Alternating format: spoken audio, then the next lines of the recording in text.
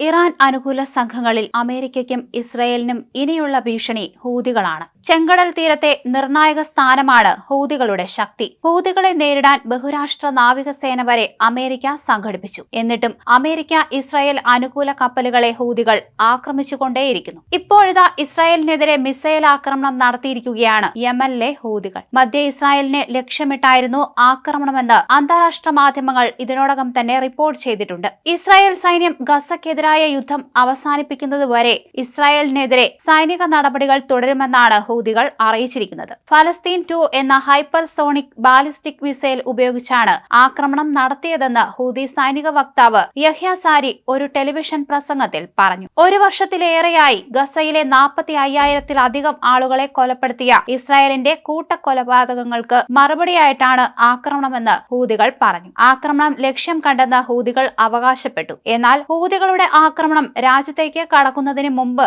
തടഞ്ഞതായി Israel സൈന്യം അറിയിക്കുകയും ചെയ്തു.